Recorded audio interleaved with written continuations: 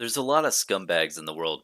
I'm not talking about the investors or any of those types of people. Those guys are really cool.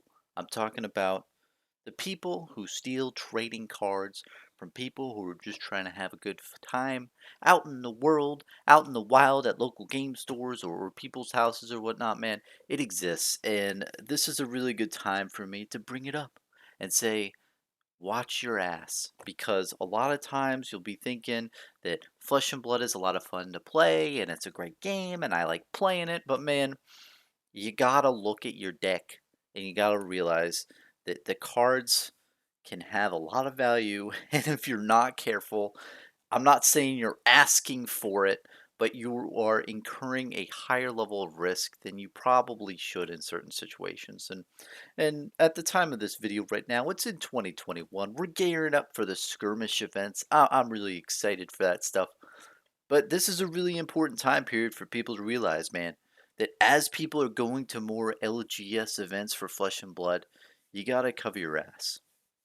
And what I mean by that, man, is just look at the value of your deck. If you look at your deck and you say, oh, I have a cold foil plasma pistol, or I have a cold foil hero card, those 50, 60, 100, $200 cards can easily be replaced with literally a 50-cent version, and you can go to your game store and play the same deck, just a less pimped out version, man. And I'd really highly suggest that. And I'm telling you, man, I could do that type of stuff in the future, but I would definitely know my level of risk that I'm incurring. I would definitely make sure that I'm surrounded by a bunch of people that I trust and stuff like that. But you have to realize that even if you're with your friends, even if you're with your buddies, man, you don't know what could happen. Maybe you show up at an event, you show off your really nice deck, and it's a $2,000, $3,000 deck, and then someone else there knows where you live, and they visit your house later on that night, or in 3 weeks, 4 months, who knows, man?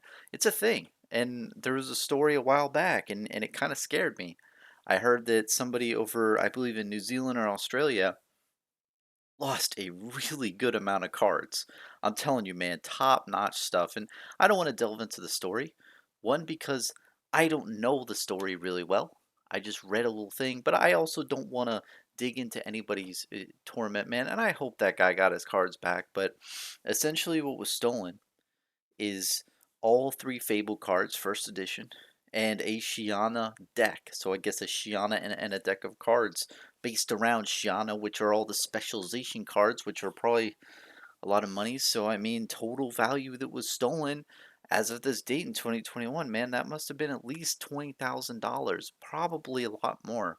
And my heart goes out to that guy. And if you know the story, or if you know a good scenario that happened, please let me know. But that just goes to show you, man, that as this game progressed, as cards got more valuable, shady stuff happens, and there's scumbags out there that realize, and sometimes you can't blame them if they know that they're not doing good in life and they're behind on rent, they're behind on stuff. People do shitty things because they need to pay the bills.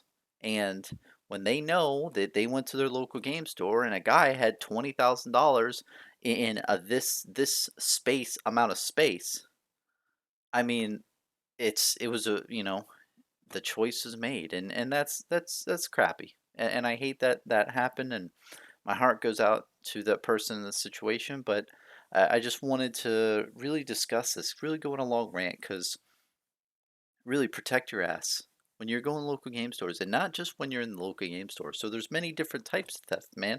You could be just in the game store, and then what happens is one person comes up to talk to you and they act really nice, and they're doing all the stuff, and they're a distraction, and someone's reaching in your backpack, pulling out all your stuff, and heading out the door.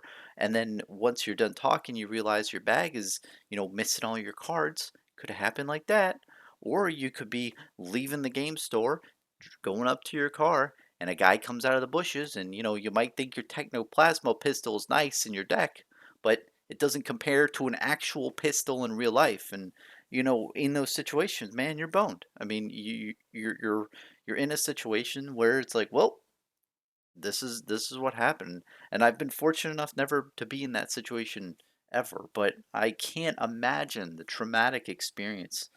Can you imagine, man? And maybe you've been in this situation. I feel that your whole sense of security and all of that you have in life is just taken away. It's stripped from you.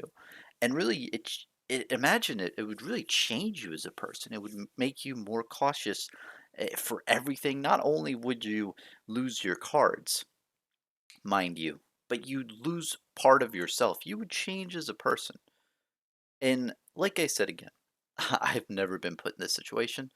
I've seen a lot of television and I've seen different situations, and I could definitely see, man, if that situation played out for me, I would definitely be a changed person. I would, I would definitely not go out as much as possible and do that kind of stuff. So, the big takeaway of this is, yeah, if you go to a local game store or anywhere and you have all of your cards with you, right? All your expensive cards, you're just incurring a higher level of risk for theft and for people to steal your stuff, man.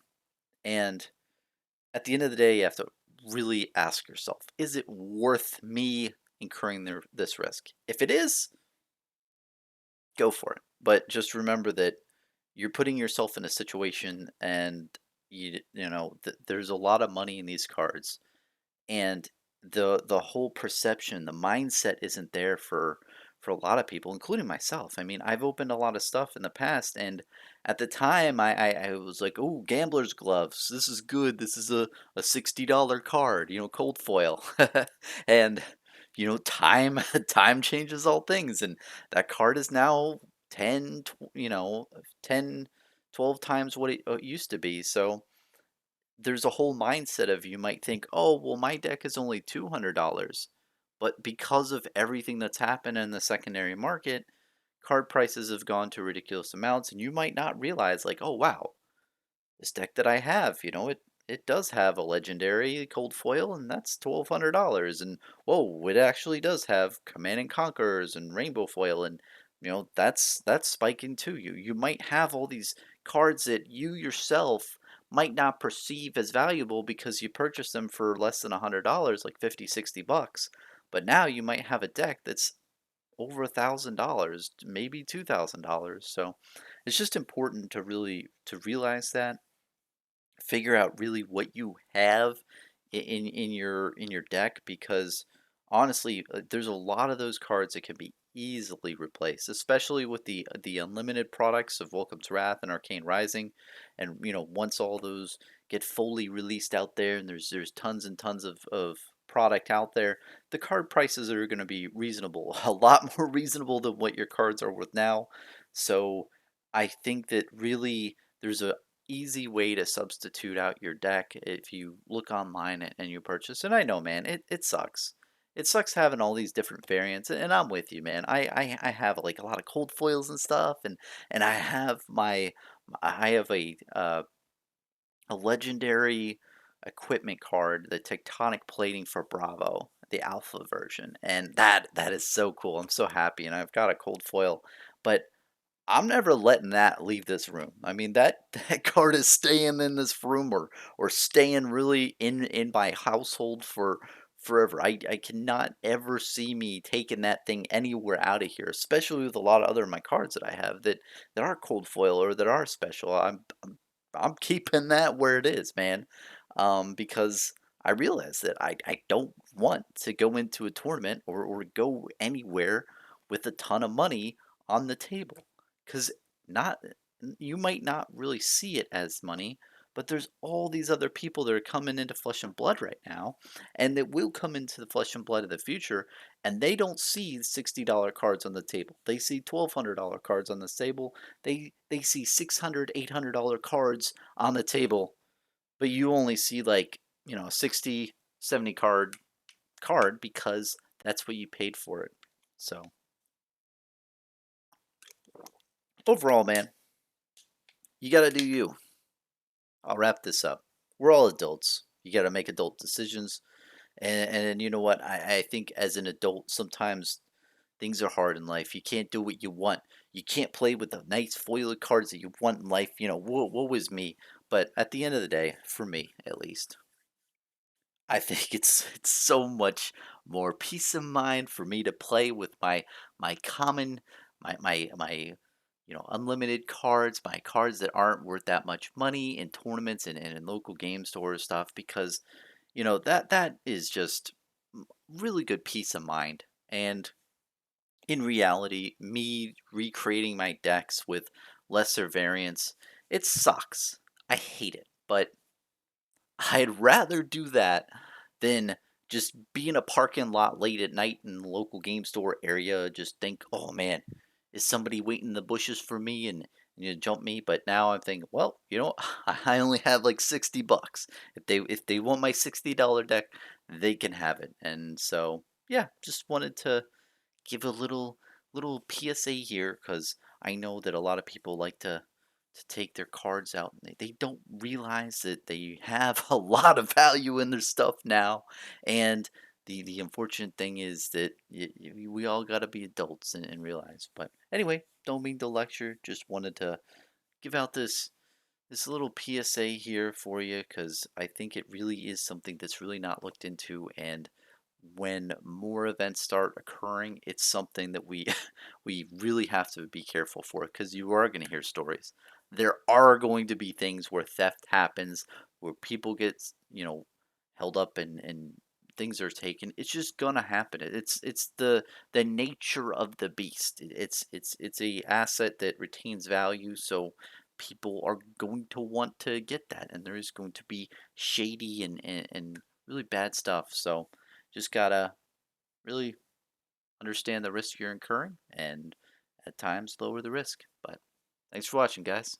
Have a good one and stay safe out there.